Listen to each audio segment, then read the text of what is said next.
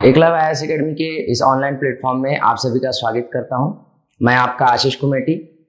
Sub inspector की तैयारी आप लोगों की सभी की बहुत अच्छी चल रही होगी, ऐसा मैं मानता हूं। आप लोगों की इसी तैयारी को एक बूस्ट देने के लिए हम लोगों ने एक बूस्टर सीरीज लॉन्च किया है।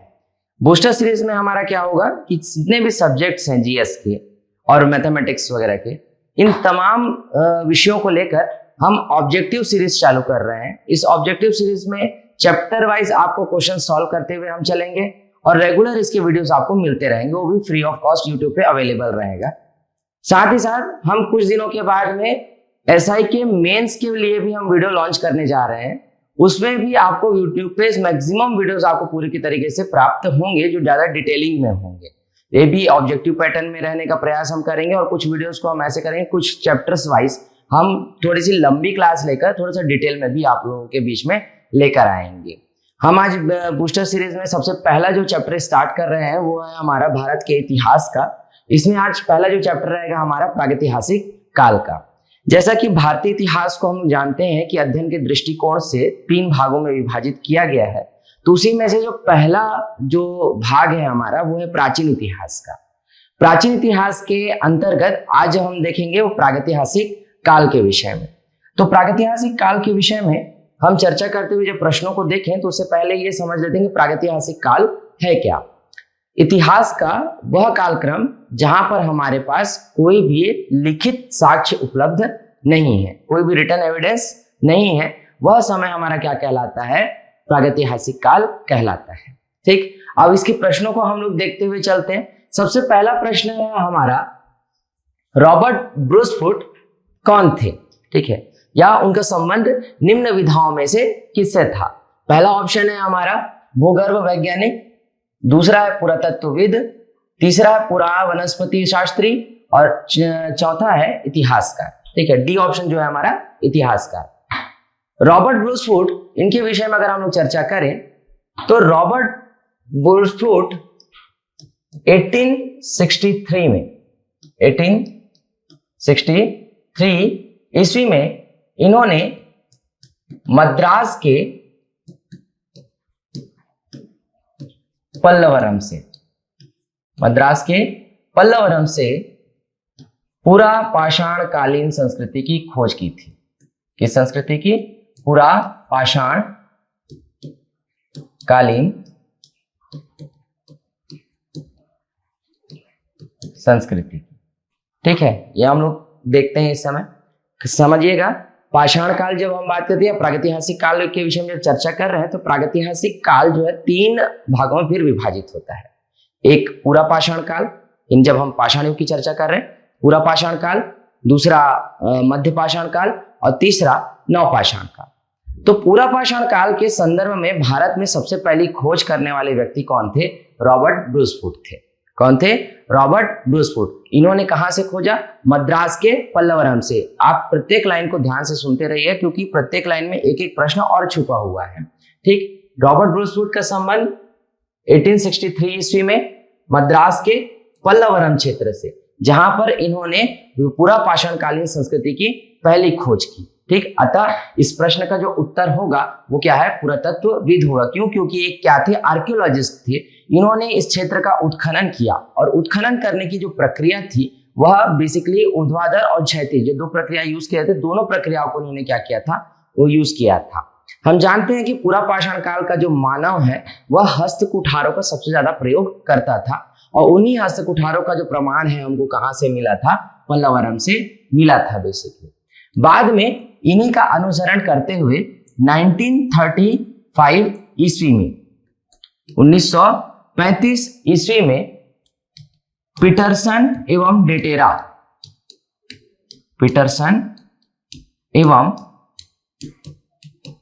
डेटेरा के नेतृत्व में एक कैम्ब्रिज विश्वविद्यालय का दल आया था। कैम्ब्रिज विश्वविद्यालय। ठीक है, मैं थोड़ा शॉर्ट में लिख रहा हूं। कैम्ब्रिज विश्वविद्यालय का एक दल आया। इन्होंने बाकी फिर भारत में अन्य पूरा पाषाण कालीन स्थलों की क्या की? खोज की थी। तो ये हमारा क्या था? ये पहला प्रश्न था, रॉबर्ट ब्रूसफुट का संबंध किससे है या वो कौन है? तो आप ध्यान रखिएगा, क्या वो एक आर्कियोलॉजिस्ट है, एक पुरातत्वविद है। तो इसका आंसर क्या होगा? बी, पुरातत्वविद। ठीक, नेक्स्ट हम स्लाइड पे चलते हैं।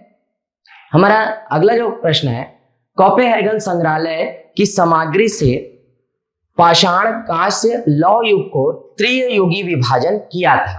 ठीक है, बेसिकली ये त्रियुगी जो सिद्धांत है इसको हम त्रिकाल सिद्धांत भी कहते हैं, त्रिकाल सिद्धांत भी कहते हैं।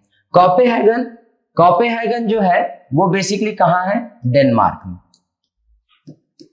कहां है आपके, डेनमार्क में है। ऑप्शन पे चर्चा करते हैं। थॉमसन सबसे पहला ऑप्शन, दूसरा आपका बी ऑप्शन लुबॉक, सी टेलर और डी चाइल्ड।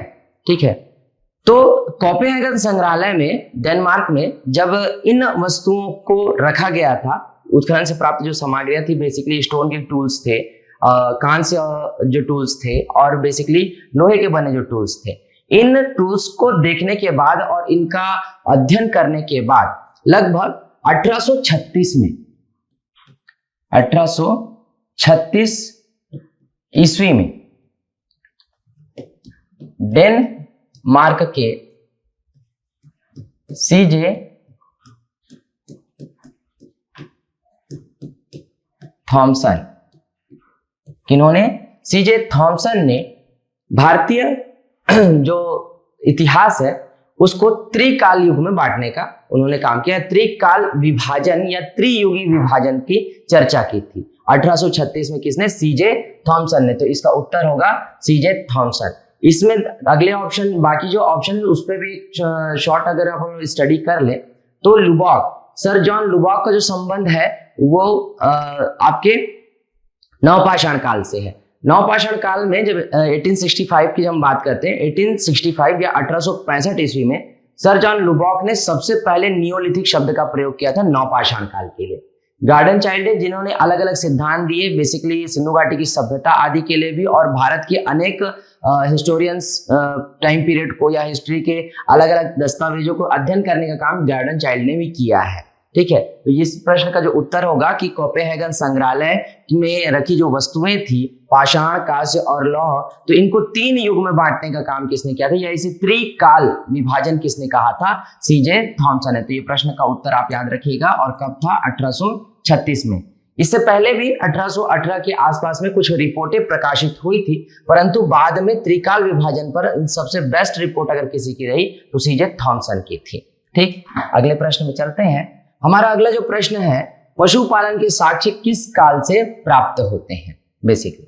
ठीक, तो पहला ऑप्शन है हमारा निम्न पूरा पाषाण काल, दूसरा मध्य पूरा पाषाण काल और तीसरा उच्च पूरा पाषाण काल, और चौथा या डी ऑप्शन जो है हमारा मध्य पाषाण काल।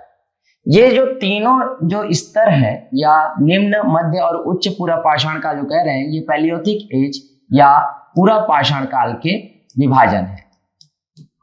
पूरा पाषाण काल का क्या है, विभाजन है, जो लगभग हम लोग देखते हैं कि 10 लाख ईसा पूर्व से लेकर 50,000 ईसा पूर्व तक के समय को डिफाइन करता है। बेसिकली ऑप्शनों से हम चर्चा करते चलेंगे।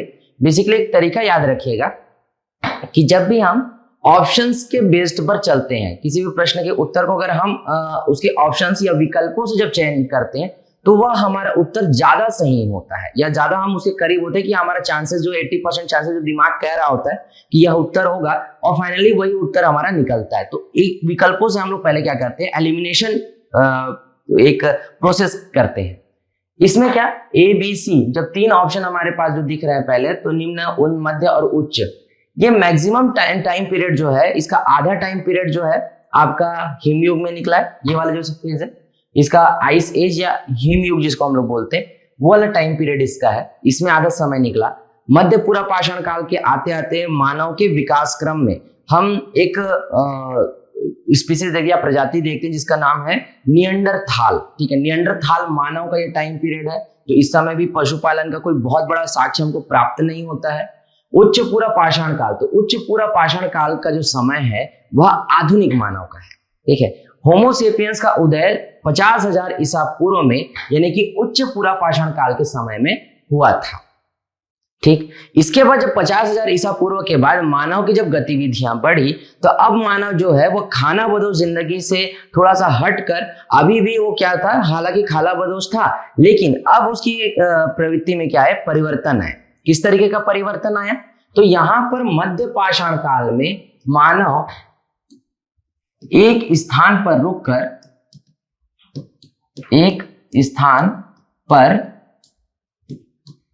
रुककर खाद्य संग्रहण करने लगा, खाद्य संग्रहण करने लगा था बेसिकली। ठीक है, खाद्य संग्रहण कर रहा है और उसके बाद हम क्या देखते हैं कि इस काल में एक जगह पर कुछ दिन के लिए क्या करता था, रुकता था, जब तक वहां पर उसका संग्रहित भोजन क्या ना हो जाए, समाप्त ना हो जाए। इसी कारण से इस समय पर जो मनुष्य है वह पशुओं के क्या आया, थोड़ा सा करीब आया। ठीक है, इसी समय हमको पशुपालन का क्या मिलता है, साक्ष्य मिलता है। जो जितने भी हमको जो क्षेत्र मिले पशुपालन से संबंधित, उन क्षेत्रों में मध्य पाषाण काल का ही क्या मिलता है, एक बेस मिलता है। एक काल का जो परीक्षण हम करते हैं वो यही समय है। और पशुपालन का जो मुख्यतः जो साक्ष्य हमको मिला, वो साक्ष्य कहां से मिला, पहला आदमगढ़ और दूसरा बागौर। ठीक है, ये दो प्लेसेस थे, आदमगढ़ मध्य प्रदेश में है और बागौर राजस्थान में है। इन दो प्रमुख क्षेत्रों से हमको पशुपालन के क्या मिलते हैं, साक्ष्य प्राप्त होते हैं। ठीक है, ये हमारा ये उत्तर रहेगा। आप ध्यान रखिए कि ये जो पॉइंट्स मैंने लिखे हैं, इन पॉइंट्स के बेसिस पे भी आपको इस प्रश्न को पूछा जा सकता है। तो इस प्रश्न को और किस तरीके से पूछा जा सकता है हम नेक्स्ट स्लाइड में देखते हैं। ठीक है, अगला जो प्रश्न है हमारा, मध्य पाषाण काल के संदर्भ में पशुपालन के प्रमाण जहां मिले वह स्थान है। देखिए, मैंने आप लोग को अब दो स्थानों के नाम बताए थे, तो बेसिकली ये जो बाकी के जो स्थान है वो ऑटोमेटिकली क्या हो जाएंगे, हटते हैं, क्योंकि हम लोग इसे पहले स्लाइड में डिस्कस भी कर चुके। अब इसका जो आंसर है क्या आएगा, आदमगढ़। आदमगढ़ कहाँ स्थित है, मध्य प्रदेश में स्थित है, जहां से हमें मनुष्य के साथ में उसके पशुओं को पालने का क्या मिलता है, प्रमाण मिलता है। मनुष्यों के द्वारा क्या किया जाता है, पशुओं को पाला जा रहा था, पशुपालन के साक्ष्य मिलते हैं। और इसी के अतिरिक्त एक और जो प्लेस है वो कौन सा है आपका, बागौर। बागौर जो है ये कहाँ है, राजस्थान में, राजस्थान का क्षेत्र है बागौर। तो ऐसे दो प्लेस आप हमेशा याद रखेंगे कि पशुपालन के जो साक्ष्य हैं वो कहाँ से प्राप्त हुए, आदमगढ़ से, और दूसरा कहाँ से प्राप्त हुआ आपका, बागौर राजस्थान से। और तीसरा चीज याद रखेंगे कि पशुपालन के जो स्पष्ट साक्ष्य हैं वो कहाँ से मिलता है, किस काल से है, मध्य पाषाण काल से उसका संबंध है। ठीक, अगले प्रश्न की ओर जब हम लोग आते हैं, अगला प्रश्न है हमारा, निम्नलिखित में से किस स्थल से हड्डी के उपकरण प्राप्त हुए हैं। बेसिकली इसमें एक कॉन्फ्लिक्ट भी है इस क्वेश्चन पे, कई जगहों पे क्वेश्चन किया हुआ है, कुछ लास्ट टाइम पे भी कुछ क्वेश्चंस आए हुए हैं इससे रिलेटेड। दो चीजें समझिएगा। सबसे पहले इसके ऑप्शंस पे नजर डालते हैं। ए चौपानी मांडो, बी काकोरिया, सी आदमगढ़ और डी महदहा एवं सरायनहार। ठीक, हड्डियों के उपकरणों की क्या की गई है, बात की गई है इसमें। यहाँ पे चौपानी मांडू का जो क्षेत्र है वो इससे संबंधित नहीं था, काकोरिया जो है वो भी संबंधित नहीं है, आदमगढ़ को हम लोगों ने देखा ये किससे संबंधित है, ये पशुपालन से संबंधित है। ठीक, अब जो उत्तर बचता है वो कौन सा है, डी महदहा एवं सरायनहार। इस पर अब क्या चर्चा है या क्या कॉन्फ्लिक्ट है आप समझिएगा। बेसिकली महदहा और सरायनहार से हड्डी के उपकरण अवश्य मिले, लेकिन ये किस तरीके के थे, ये बेसिकली अगर हम इसको उपकरण ना कह के अगर हम लोग कहें कि ये आभूषण था, क्या था, आभूषण। ठीक है, तो ये ज्यादा बेहतर है। इस तरीके की हड्डियों की बने हुए कुछ औजार के रूप में कुछ चीजें हमको मिली हल्की फुल्की, लेकिन ज्यादातर जो चीजें थी हड्डियों से निर्मित कुछ आभूषण हमको प्राप्त हुए जो कंकालों के साथ में भी था।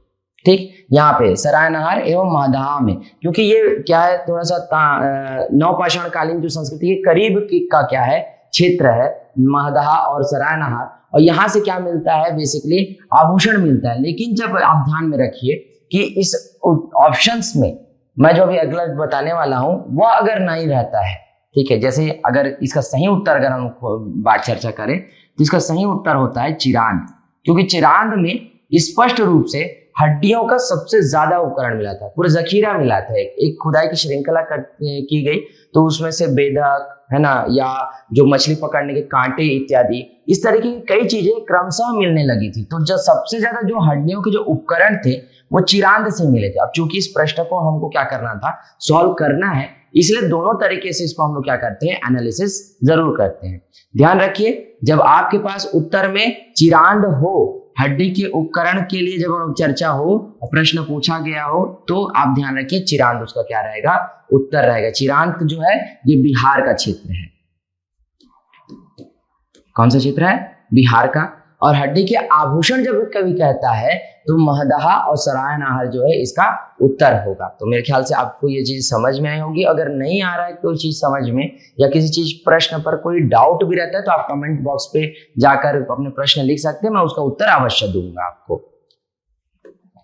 अगला जो प्रश्न है हमारा वो है, खाद्यान्नों की कृषि सर्वप्रथम प्रारंभ हुई थी। मतलब हम लोग काल पे चर्चा करना है बेसिकली, कि कृषि का सर्वप्रथम प्रमाण या सर्वप्रथम साक्ष्य और बेसिकली खाद्यान्न उत्पादन पर सर्वप्रथम प्रक्रिया कब से चालू हुई थी।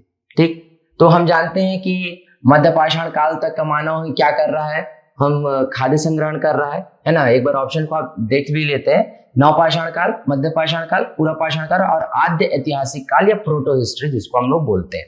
ठीक, अब इसके विकल्पों पे चर्चा करते हैं।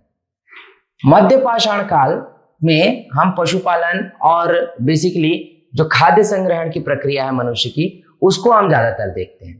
ठीक, पूरा पाषाण काल का मानव अभी तक कृषि की प्रक्रिया से परिचित भी नहीं है। आद्य ऐतिहासिक काल में भी क्या हो चुका था, कृषि प्रारंभ हो चुका था।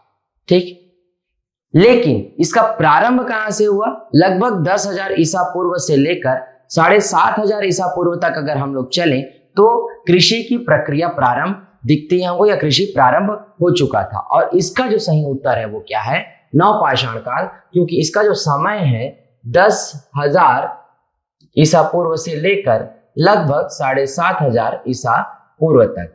ठीक, कई बार ये चर्चा करते हैं कि, या क्लासेस में भी मुझसे ये चर्चा की जाती है कि सर 7,500 से की जगह कई ऐतिहासिक काल तक भी नवपाषाण काल को पूछा जाता है। लेकिन मैं आपको एक चीज में बताता हूं, जब प्राचीन इतिहास को जब बांटते हैं तो प्रागैतिहासिक काल, आद्य इतिहास और ऐतिहासिक काल के रूप में बांटते हैं, ऐसी 3 चीजों पे। ठीक, तो नवपाषाण काल का जो समय है, महापाषाण और बेसिकली सिंधु घाटी की सभ्यता के करीब करीब तक का कुछ पार्ट हमको, या कुछ स्थल ले जाते हैं, या हम उन कुछ साइट्स तक हम उसको ये देखते हैं कि यहाँ तक नवपाषाण काल के कुछ साक्ष्य मिलते हैं। लेकिन अगर स्पष्ट रूप से अगर हम चर्चा करें कि नवपाषाण काल का जो समय है वो कहाँ तक होगा, तो बेस समय यही दिखता है हमको, क्योंकि इसके बाद का जो समय है वो बेसिकली एक नगरीकरण की प्रथम प्रक्रिया दिखती है, या नगरीकरण जो हो रहा है भारत में, या प्रथम फेज जो बोलते हैं, या प्रथम चरण जो बोलते हैं हम नगरीकरण का, वो ये दौर है। ठीक है, यहाँ से प्रथम नगरी या फर्स्ट अर्बनाइजेशन दिखता है हमको इंडिया में। ठीक, तो खाद्यान्न कृषि का सर्वप्रथम प्रारंभ कहाँ से हुआ, नवपाषाण काल के विषय में। और इसके विषय में अगर हम लोग सही सोर्स के साथ में अगर चर्चा करें तो 2 पुरातत्वविद हुए,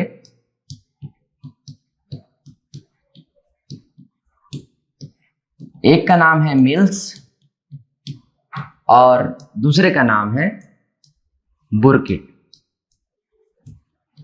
ठीक है, मिल्स एवं बुरकिट 2 इतिहासकार थे, 2 पुरातत्वविद हैं, आर्कियोलॉजिस्ट है। इन्होंने जब नवपाषाण काल पर स्टडी की है ना, तो नवपाषाण काल पर अगर हम लोग कुछ पढ़ रहे हैं, थोड़ा सा एक आध लाइन और एक्स्ट्रा हम लोग देखते हैं क्या, कि नवपाषाण काल के नियोलिथिक शब्द का जो प्रयोग है सबसे पहले सर जॉन लुबॉक ने 1865 में किया था। कब, 1865 में सर जॉन लुबॉक के द्वारा।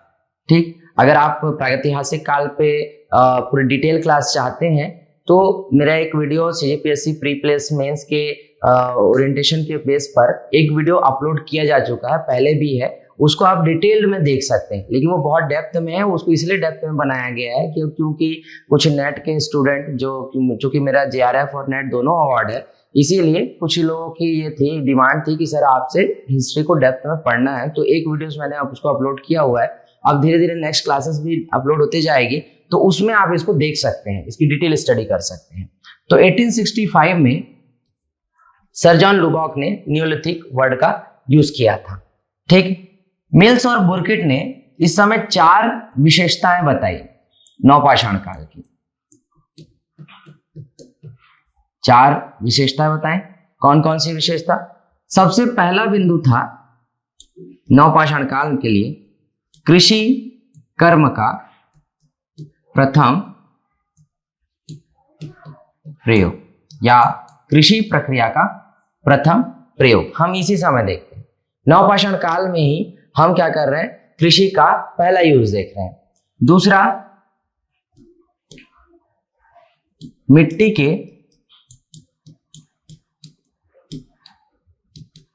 बर्तनों का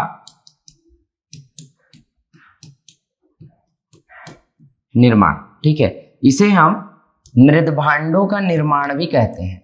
ध्यान रखिएगा, कई बार कई विद्यार्थी पूछते भी हैं कि मृदभांड का मतलब क्या होता है। तो मृदभांड जो होता है उसका अर्थ है मिट्टी के बर्तन। ठीक, तीसरा जो है वो पशुपालन है। हाँ, क्योंकि हम जान रहे हैं कि मध्यपाषाण काल से पशुपालन प्रारंभ हो चुका था, तो इस समय अब विभिन्न कार्यों के लिए और कृषि आदि में भी पशुओं का क्या किया गया था? यूज किया जा रहा है। ठीक, चौथा जो है वो क्या है? पाषाण औजारों का निर्माण। लेकिन ये कैसे थे? ये पॉलिशदार थे। पाषाण औजारों का निर्माण। ठीक है, जो बेसिकली पॉलिशदार औजार हमको मिले वो इसी समय में मिलते हैं। मतलब बेसिकली शुरुआत की जो औजार मिले जैसे पूरा पाषाण काल के, तो वो कैसा था? बेडौल था, बड़ा सा था, पॉलिशदार ज्यादा नहीं था।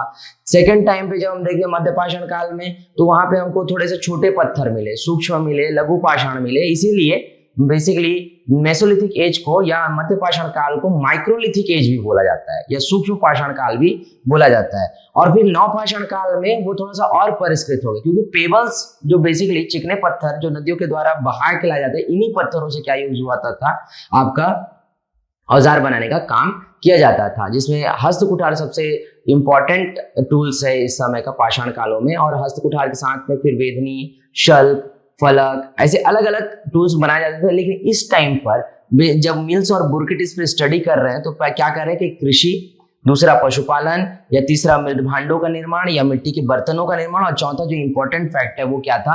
आपका पाषाण औजारों का निर्माण। लेकिन कैसा था? पॉलिशदार था। कैसा था? पॉलिशदार था। अगर आपको ये स्टेटमेंट बेस्ड भी पूछे ये क्वेश्चन, तो आप इसका आंसर लिख सकते हैं, क्योंकि नवपाषाण काल की ये क्या है? कैरेक्टर्स हैं बेसिकली। तो हमारे प्रश्न का जो उत्तर है कि कृषि का सर्वप्रथम प्रक्रिया कहाँ से प्रारंभ हुई है, कब प्रारंभ हुई, तो उसका उत्तर क्या आएगा? आपका नवपाषाण काल आएगा। ठीक है, तो नवपाषाण काल हमारा क्या हो गया? उत्तर हो गया। ठीक, आगे देखते हैं। अगला जो हमारा प्रश्न है, हड्डी से निर्मित आभूषण भारत में मध्यपाषाण काल के संदर्भ में प्राप्त हुए थे। मतलब कहाँ से प्राप्त हुए? ठीक, मैंने अभी आपको थोड़ी देर में पहले बताया है कि यह जो महदहा और सरायनहार का जो क्षेत्र था वो अपना हड्डी से निर्मित आभूषणों के लिए क्या था? प्रसिद्ध था। बाकी जो अन्य जो स्थल जो है मैंने बताया जो उपकरण के संदर्भ में, उसका आंसर क्या था? चिरांद था। तो इसी को हमने पहले भी क्या कर लिया है? डिस्कस कर लिया है। तो हड्डी से निर्मित आभूषण जो है वो भारत में कहां से मिला था? सरायनहार एवं महदहा से मिला था। ठीक, अगले प्रश्न पर चर्चा करते हैं। अगला जो प्रश्न है हमारा, भारत में मानव का सर्वप्रथम साक्ष्य कहां से मिलता है? अब देखिए, नीलगिरी पहाड़ियां, शिवालिक पहाड़ियां और नलमल्ला की पहाड़ी और नर्मदा की घाटी। ठीक, नए नवीनतम खोजें लगातार होते जा रहे हैं। तो कुछ किताबों में, अब मैं कुछ किताबों के साथ में आपको मैं बता रहा हूँ, क्योंकि आप लोग अलग अलग किताबें अगर पढ़ रहे हैं तो कुछ चीजों में करेक्शंस अवश्य देखिएगा। मानव का सर्वप्रथम साक्ष्य कुछ किताबों में ये कहता है कि शिवालिक एवं साल्ट रेन से भारत में मिला था मानव अवशेष। ठीक है, कुछ किताबों में इसको नर्मदा की घाटी लेता है। ठीक है, तो ये 2 ऑप्शन हमारे पास यहाँ सामने दोनों स्क्रीन पे दिख रहा है, या दोनों हम यहाँ पर स्लाइड में देख रहे हैं। अब आपको ये तय करना है, या जब विकल्प जब रहेंगे तो उस समय अपने स्वविवेक का निर्णय लेते हुए ही उत्तर करना है। बेसिकली भारत में मानव का जो जीवाश्म और उसके जो साक्ष्य हमको स्पष्ट रूप से जब मिलना प्रारंभ हुए हैं, जब अरुण जी ने, जो पुरातत्वविद हैं, उन्होंने नर्मदा घाटी में 1982 में जब खुदाई की तो स्पष्ट रूप से आधुनिक मानव का क्या मिला है हमको भारत में, या भारत में स्पष्ट रूप से पहले मानव का अवशेष हम कह सकते हैं। तो वो कहाँ से प्राप्त हुआ था? नर्मदा घाटी से प्राप्त हुआ था। ध्यान रखिए कि इसमें अगर ये ऑप्शन चारों के चारों इस तरीके का ऑप्शन है तो भी आपको उत्तर क्या लगाना है?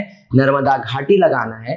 अगर नर्मदा घाटी उत्तर में नहीं है, ठीक है, क्योंकि अलग अलग रेफरेंसेस से कई एक्सपर्ट्स जो है कुछ अलग किताबें भी यूज करते हैं, तो आपको ये ध्यान रखना है कि भारत में मानव का जो सर्वप्रथम जो साक्ष्य है वो कहाँ से प्राप्त हुआ? फिर शिवालिक से, कुछ किताबों के संदर्भ में मैं ये कह रहा हूँ, ठीक है। लेकिन अगर आपके नर्मदा घाटी दिया हुआ है तो आपको हमेशा किस पर मार्क करना है? नर्मदा घाटी पर मार्क करना है। और अगर नर्मदा घाटी नहीं है तब फिर आपको शिवालिक एवं साल्ट रेंज की ओर बढ़ना है, ठीक। अगला जो प्रश्न है हमारा, प्रथम मानव जीवाश्म भारत की किस नदी घाटी से प्राप्त हुआ था? तो इसका उत्तर हम लोगों ने पहले भी देख लिया, तो इसका उत्तर क्या आएगा? नर्मदा की घाटी। गंगा नदी, यमुना नदी, नर्मदा नदी, ताप्ती घाटी, ठीक है। तो ये जो ऑप्शन है, इन ऑप्शनों में ये जो है सबसे सही ऑप्शन आपका है, क्योंकि इससे पहले हम क्या कर चुके हैं, इस पर चर्चा भी कर चुके हैं।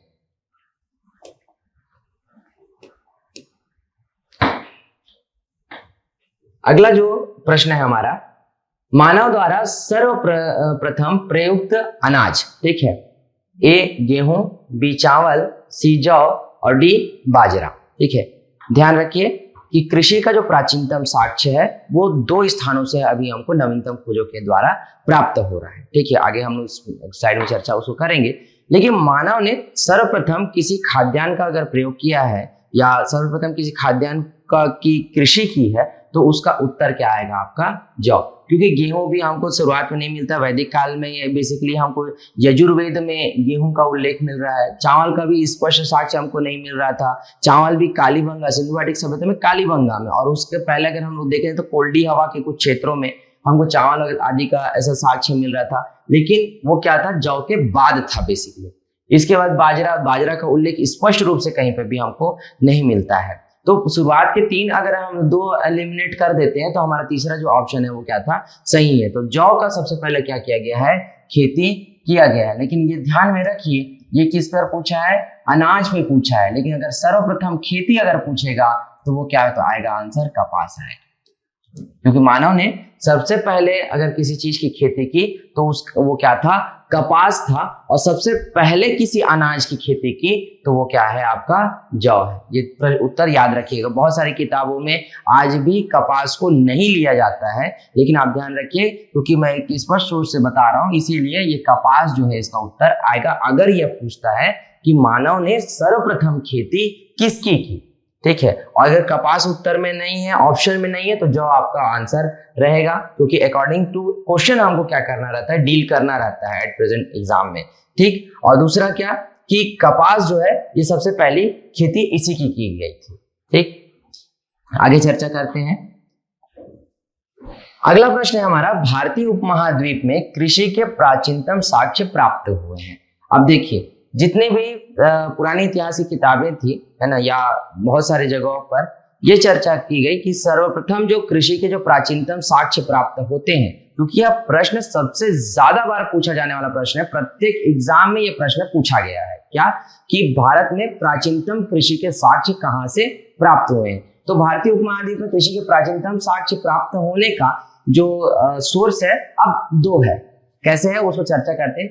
ऑप्शन पे चर्चा करें सबसे पहले तो कोल्डी हवा। तो कोल्डी हवा में सबसे पहले खेती का कोई प्रमाण हमको नहीं मिला है। लहुरा देव, मेहरगढ़ और टोकवा। टोकवा से कृषि का कोई प्रमाण हमको नहीं देखने को मिला सर्वप्रथम का। लेकिन अब हमारे पास आंसर में क्या है? 2 विकल्प है। अब तक हम सभी जानते हैं कि मेहरगढ़ जो है यह लगभग 7000 ईसा पूर्व के आसपास तक की कृषि के प्राचीनतम साक्ष्य यहाँ से हमको प्राप्त होते रहे, है ना। और कपास की पहली खेती भी मेहरगढ़ से हुई। लेकिन नवीनतम जो शोध हुए, है ना, ये नवीन जो तथ्य निकाले गए उसमें लगभग 9000 ईसा पूर्व के करीब मानव ने पहली खेती की। ठीक है, सबसे पहले कहाँ उसका साक्ष्य मिल रहा है? लहुरा देव से। ठीक है, तो इसका उत्तर जो होगा इस प्रश्न का लहुरा देव होगा। ठीक है, ध्यान में रखिएगा कि लहुरा देव के विषय में क्यों चर्चा कर रहे हैं, क्योंकि उसका जो प्रमाण है 9000 ईसा पूर्व के आसपास का मिल रहा है। क्योंकि कई जो साइट्स देखे गए बेसिकली जो जब उत्खनन किया गया इस क्षेत्र का लहुरा देव का, तो यहाँ पर चावल के कुछ अवशेष मिलने लगे। नहीं, जो हम लोग पिछला जो क्वेश्चन हम लोग देखा है ना, जो जौ की खेती हुई है तो उस जौ का भी प्रमाण है यहाँ पे, लेकिन चावल के कुछ अवशेष हमको यहाँ पर भी देखने को मिले। ठीक, तो 9000 ईसा पूर्व में मानव ने सबसे पहले खेती यही की है, ऐसा नवीनतम शोधों के आधार पर किया कहा गया। ठीक, और मेहरगढ़ से जो हमको खेती का जो प्रमाण मिलता है वो लगभग 7000 के ईसा पूर्व के बाद का मिलता है। ठीक है, किसके बाद का मिलता है? 7000 ईसा पूर्व के बाद का समय। और हमेशा अभी कंफ्यूज मत होना कि 9000 ईसा पूर्व के से 7000 ईसा पूर्व वाला जो कॉन्सेप्ट है, अधिकतर बच्चे इसी में क्या होते हैं, कंफ्यूज होते हैं कि सर 9000 तो बाद में आएगा, लेकिन ध्यान रखिए ईसा पूर्व की बात चल रही है ना। ईसा पूर्व में हमेशा बड़ी संख्या से छोटी संख्या की ओर क्या होता है, समय निकलता है या समय जाता है। ठीक, तो यहाँ पर 9000 ईसा पूर्व में यानी कि नवपाषाण काल का ही समय है, खेती का प्रथम प्रयोग भी हमको मिल रहा है, और यहाँ पर आंसर क्या आएगा आपका? लहुरा देव आएगा। और मेहरगढ़ जब पूछ रहा है तो मेहरगढ़ में 7000 ईसा पूर्व के समय पे क्या हुई है, खेती हुई है। तो आप ध्यान रखिएगा, जब भी यह प्रश्न पूछता है, अगर उसमें उत्तर में या विकल्पों में लहुरा देव आपका विकल्प में है तो आप आंसर क्या टिक करेंगे? लहुरा देव करेंगे। और अगर इसके जगह मेहरगढ़ है ऑप्शन में, तब आप क्या करेंगे? मेहरगढ़ करेंगे। और दोनों होने पे तो आंसर यही आएगा। स्पष्ट रूप से आपको हम लोगों ने चर्चा कर ली है। ठीक, अगला जो है, भारतीय उपमहाद्वीप में कृषि के प्राचीनतम साक्ष्य प्राप्त हुए हैं। सेम क्वेश्चन, लेकिन अब विकल्प अलग रहेंगे। ठीक है, अब विकल्प में क्या है हमारे पास? एक ब्रह्मगिरी, बुर्जहोम, कोल्डी हवा और मेहरगढ़। ठीक, तो ब्रह्मगिरी बेसिकली कृषि से संबंधित क्षेत्र नहीं रहा है ना, कृषि से संबंधित क्षेत्र नहीं रहा। इस कहने का तात्पर्य क्या है कि इस तरीके के प्रमाण नहीं मिले। ठीक, बुर्जहोम कश्मीर का क्षेत्र है, लेकिन यह भी क्षेत्र जो है दूसरे अवशेषों के लिए जाना गया है ज्यादातर। कोल्डी हवा, यहाँ से कृषि के साक्ष्य मिलते हैं, चावल आदि कुछ के साक्ष्य मिलते हैं, लेकिन जो प्राचीनतम कृषि के साक्ष्य हैं वो कहाँ से मिले? मेहरगढ़ से मिले। मैंने बताया था आपको थोड़ी देर पहले कि लहुरा देव अगर इस विकल्प में नहीं है तो आपका उत्तर क्या होगा? मेहरगढ़ होगा। और अगर दोनों हैं ऑप्शन में या विकल्पों में तो आंसर क्या आएगा आपका? लहुरा देव आएगा। तो ये दोनों प्रश्न जिस तरीके के हैं दोनों प्रश्नों पे हम लोग क्या कर ली है? चर्चा कर ली है। ठीक, अगला जो प्रश्न है, भारत में पशुपालन एवं कृषि के प्राचीनतम साक्ष्य प्राप्त हुए हैं। तो ये पहली प्रक्रिया को पूछ रहा है, या प्रथम जब पशुपालन और कृषि का साक्ष्य हम क्या हो रहा है? प्राप्त हो रहा है। तो ये उत्तर क्या आएगा आपका? सबसे पहले ऑप्शन को देख लो, तो अंजीरा से, दम सादत से, है ना, किली गुल मोहम्मद से, और डी जो ऑप्शन है वो आपका मेहरगढ़ से। तो हम जानते हैं कि कृषि की जो प्राचीनतम जो साक्ष्य जो है वो कहाँ से प्राप्त हुआ था? मेहरगढ़ से प्राप्त हुआ था। और पशुपालन की भी जो प्रक्रिया है वो यहीं पे हमको साथ साथ में दिखती है, क्योंकि जब कृषि की जब चर्चा करते हैं तो कृषि और पशुपालन दोनों साथ साथ होता है। ठीक है, इसीलिए जो एक साथ की जो प्रक्रिया पूछ रहा है पशुपालन एवं कृषि के विषय में, तो उसका उत्तर क्या आएगा आपका? मेहरगढ़ आएगा। ठीक, अगला देखते हैं। अगला जो प्रश्न है हमारा, उस स्थल का नाम बताइए जहां से प्राचीनतम स्थायी जीवन के क्या मिलते हैं? प्रमाण मिलते हैं। देखिए, ऑप्शन पहला Dholavira, option B Rakhigarhi, option C Kalibanga और ऑप्शन डी मेहरगढ़।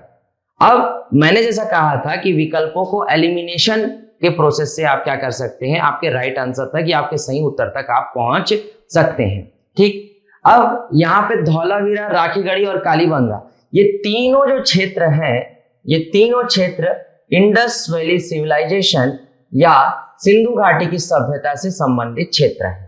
ठीक, तो स्थायी जीवन का प्राचीनतम प्रमाण तो यहाँ से मिलना संभव नहीं है इन तीनों जगह से, तो कहाँ से मिलेगा? यहाँ इसका उत्तर होगा हमारा मेहरगढ़ से। क्यों? क्योंकि मेहरगढ़ का जो क्षेत्र है या मेहरगढ़ जो है यह नवपाषाण कालीन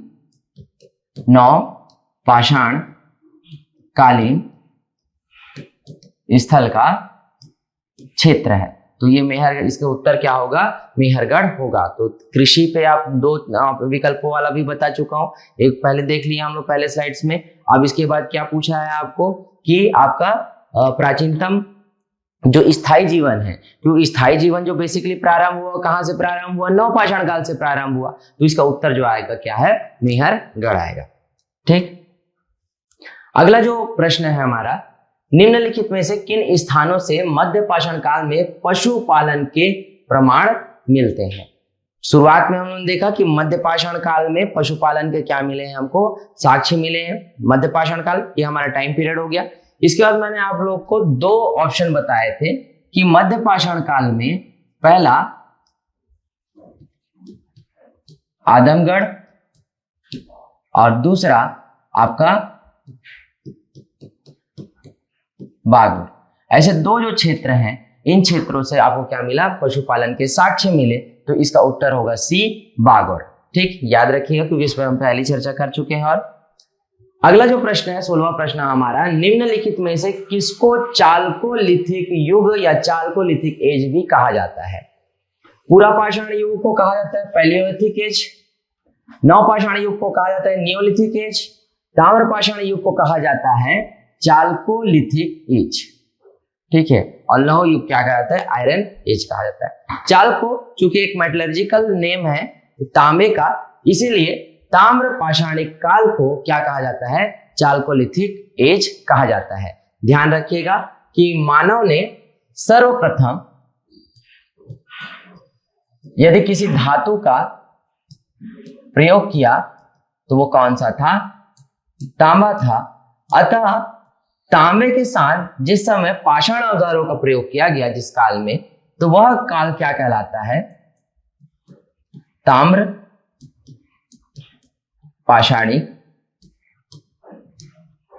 काल। क्या कहलाता है आपका?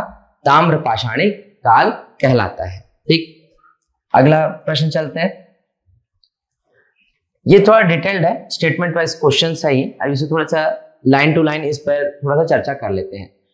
आहार सभ्यता, तो आहार सभ्यता बेसिकली हम लोग जानते हैं कि जो ताम्र पाषाणिक काल की संस्कृति जो थी, तो उनमें विभिन्न जो संस्कृतियां हुई, जैसे आहार की संस्कृति है ना, गणेश्वर संस्कृति, जोरवे की संस्कृति, मालवा की संस्कृति। तो उन्हीं संस्कृति में से एक संस्कृति क्या है? आहार की संस्कृति है या सभ्यता है। ठीक, क्या कहता है कि आहार की सभ्यता के बारे में निम्न कथनों पर विचार कीजिए। विचार करना है हमको। अब स्टेटमेंट क्या क्या क्या दिया है उसको सबसे पहले देखते हैं। आहारवासी तांबा गलाना जानते थे, पहला स्टेटमेंट है। दूसरा स्टेटमेंट क्या कहता है कि ये लोग चावल से परिचित थे, दूसरा स्टेटमेंट। तीसरा क्या कहता है कि धातु का काम आहारवासियों की अर्थव्यवस्था का एक साधन भी था। ठीक, यहां से काले एवं लाल रंग के मृदभांड मिले जिन पर सामान्यतः सफेद रंग की ज्यामितीय आकृतियां उकेरी गई थी। ठीक है, अब एक एक चीज के ये 3-4 जो स्टेटमेंट दिए हैं, इन स्टेटमेंट को देखते हुए अब कौन कौन सा सही है उसको हम लोग देखते हैं। बेसिकली दक्षिण पूर्वी राजस्थान का जो क्षेत्र था, है ना, अब ताम्रपाषाणिक काल के अंतर्गत दक्षिण पूर्वी राजस्थान, इसका जो क्षेत्र है, इस क्षेत्र के अंतर्गत आती है एक संस्कृति आहार एवं गिलोन। चाहे आप इसमें आहार को आहार लिखें या आहार लिखें, ठीक है, दोनों एक ही बात है। आहार एवं गिलोन संस्कृति दो मुख्य केंद्र थे दक्षिण पूर्वी राजस्थान के क्षेत्र में। आहार का जो प्राचीन नाम है वो है तांबावती या तांबा वाला क्षेत्र या जगह। यही एक स्थान है जिसका नाम क्या है? खेतड़ी, जहां से सर्वप्रथम हमको क्या मिला? तांबा मिला था। जहां सर्वप्रथम हमको क्या मिला? तांबा मिला था। अब तांबा का जब उत्खनन प्रारंभ हुआ, तांबा जब सबसे पहले मनुष्यों को मिला है, तो उसे गलाकर क्या किया गया? पाषाण औजारों के साथ में प्रयोग किया गया। चूंकि तांबे का जो गुणधर्म है वो कैसा है? लचीला है, तन्यता नहीं है उसमें। हम किसी धारदार औजार के रूप में तांबे का प्रयोग नहीं कर सकते, इसीलिए इसका प्रयोग किस रूप में किया गया? इसको पाषाण औजारों के साथ में यूज किया गया। इसीलिए संपूर्ण जो इस काल की जो संस्कृतियां हैं वो ताम्र पाषाण काल की संस्कृतियां कहलाती है या ताम्र पाषाणिक काल कहलाता है ऐसा। ठीक, तो अब यहां पर जब तांबे का प्रयोग जब वो पाषाणों के साथ में कर रहे हैं तो इसका मतलब क्या है कि आहारवासी जो है तांबे को गलाना जानते थे, यानी कि हमारा का पहला जो स्टेटमेंट है वो क्या है, सही है। ठीक, दूसरा क्या कहता है कि ये लोग चावल से परिचित नहीं थे। तो बेसिकली इस समय ये लोग चावल से परिचित नहीं थे क्योंकि हम लोग जानते हैं कि ताम्र पाषाणिक काल से पहले जो खेती प्रारंभ हुई लगभग 7000 ईसा पूर्व के आसपास से जो खेती प्रारंभ हो रही है उसमें आपको क्या मिलता है, केवल और केवल जौ मिलता है। तो इसलिए ये वाला स्टेटमेंट जो है वो क्या होगा, गलत होगा, क्योंकि हमको आहार के क्षेत्र से चावल का कोई भी क्या नहीं मिला था। सॉरी माफ कीजिएगा, मैं गलत कह रहा था। ठीक है, एक स्टेटमेंट क्या है, ये नहीं लिखा हुआ है। इस चीज को थोड़ा सा आप लोग भी ध्यान रखेंगे, है ना। एग्जाम में सॉल्व करते हुए अक्सर ये गलती होती है। ये लोग चावल से परिचित नहीं थे ऐसा कहते हैं, ये लोग चावल से परिचित थे। ठीक है, क्योंकि यहाँ पर कुछ क्षेत्रों में हमको चावल का क्या मिला था, साक्ष्य मिला था। ठीक है, तो इसलिए ये क्या होता है, स्टेटमेंट गलत होता है। बेसिकली चावल से परिचित नहीं थे ये कह रहा है, ध्यान में रखिएगा। धातु का काम आहारवासियों की अर्थव्यवस्था का एक साधन था। तो इस समय बेसिकली हम देखेंगे या आज भी हम जाके देखेंगे उस क्षेत्र में, तो धातुओं का काम वहां पर सबसे ज्यादा होता है। तो ये स्टेटमेंट भी क्या है हमारा, सही है, क्योंकि अगर धातु को अगर वो गला रहे हैं तो उसका कुछ ना कुछ क्या करेंगे, प्रयोग अवश्य करेंगे। फिर इसके बाद जो इंपॉर्टेंट फैक्ट क्या है कि यहाँ से काले रंग के मृदभांड मिले हैं जिन पर सामान्यतः सफेद रंग की ज्यामितीय आकृतियां मिलती है। ठीक, ताम्रपाषाणिक संस्कृतियों की सबसे खास बात क्या थी, उनके मृदभांड थे। ठीक है, जैसे मालवा की संस्कृति की बात करें तो पूरे ताम्रपाषाणिक कालीन संस्कृतियों में जो मालवा का जो मृदभांड मिला, तो मालवा के मृदभांड जो है उस जैसा या मालवा की मृद संस्कृति में बने हुए मिट्टी के जो बर्तन है उस तरीके के मिट्टी के बर्तन कहीं और दूसरे संस्कृति में नहीं मिला था। ठीक है, इतना सुंदर और इतना परिष्कृत बेसिकली। ठीक, अब इस क्षेत्र में भी काले और लाल रंग के मृदभांडों का क्या होता था, प्रयोग होता था, और उसमें अलग अलग ज्यामितीय रूप में या वनस्पतियों के चित्रांकन के साथ में क्या बनती थी, आकृतियां बनाई जाती थी। इस तरीके से क्या किया जाता था, बर्तनों को सजाया जाता था। तो ये भी एक इसकी प्रमुख विशेषता थी। तो 1, 3 और 4, अतः ये जो इसका उत्तर जो होगा, सही विकल्प जो होगा 1, 3 और 4, इसका ए ऑप्शन क्या है, सही है बेसिकली। ध्यान में रखिएगा इसको। ठीक, तो आहार की सभ्यता के अंतर्गत क्या, पहला ये यहाँ के लोग तांबा गला सकते थे, दूसरा इनकी अर्थव्यवस्था का मुख्य साधन भी था, और काले रंग के मृदभांड यहाँ से हमको क्या हुए, प्राप्त हुए हैं, जिन पर सफेद रंग से ज्यामितीय आकृतियां भी उकेरी गई थी। तो 1, 3 और 4 क्या है, सही स्टेटमेंट है हमारे लिए। ठीक, अगला क्वेश्चन देखते हैं। निम्न में से किस एक पूरा स्थल से पाषाण संस्कृति से लेकर हड़प्पा सभ्यता तक के सांस्कृतिक अवशेष प्राप्त हुए हैं? ठीक, हड़प्पा की सभ्यता को जब हम लोग देखते हैं, अब यहाँ पर पाषाण संस्कृति से लेकर हड़प्पा सभ्यता तक की बात की गई है। ठीक है, अब सबसे पहले इसकी विकल्पों पर चर्चा कर ले। 1 आमरी, बी मेहरगढ़, सी कोटदीजी और डी कालीबंगा। ठीक है, तो जब हड़प्पा की संस्कृति पर अगर हम बात करें तो हड़प्पा की संस्कृति जो है वह 3 अवस्थाओं में प्राप्त होती है। पहला प्राक हड़प्पा, यानी कि जहां से हड़प्पा सभ्यता का प्रारंभ हो रहा है। दूसरा विकसित हड़प्पा, जहां पर हम पूर्ण विकसित नगरों की चर्चा कर रहे हैं। और तीसरा उत्तर हड़प्पा, जहां पर एक नगरी जो सभ्यता है वह बिखरती हुई क्या दिखती है, हमको प्रतीत होती है, या नगर बिखर रहे हैं। अब ये 3 अवस्था यहाँ पर है। इन्हीं अवस्थाओं के को अगर हम लोग आधार बनाएं तो लगभग 5000 से 2000 या 2500 ईसा पूर्व के आसपास तक का पहला फेज है। दूसरा विकसित हड़प्पा का जो फेज है वो 2500 ईसा पूर्व से लेकर लगभग 1300 ईसा पूर्व या 1700 ईसा पूर्व तक का जाता है। और उसके बाद जो है उत्तर हड़प्पा, ये 1700 ईसा पूर्व के से आगे तक का समय है। 1700 ईसा पूर्व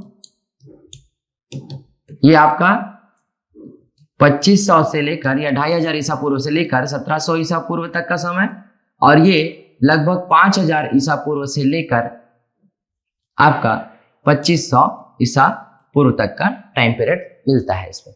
अगर हम इन टाइम पीरियड के आधार पर अब इनमें से ऑप्शन को अगर हम लोग चयन करें तो सबसे पहले कोटदीजे और कालीबंगा, ये दोनों जो क्षेत्र है ये केवल दो ही अवस्थाओं में मिलता है। एक तो बिखरते हुए नगर के रूप में मिलता है और दूसरा क्या है, एक विकसित नगर के रूप में मिलता है। तो ये दोनों ऑप्शन क्या नहीं होंगे, इसके सिमिलर नहीं होंगे, क्योंकि पाषाणकालीन सभ्यता या पाषाणकालीन संस्कृति का कोई भी अवशेष यहाँ पे नहीं है।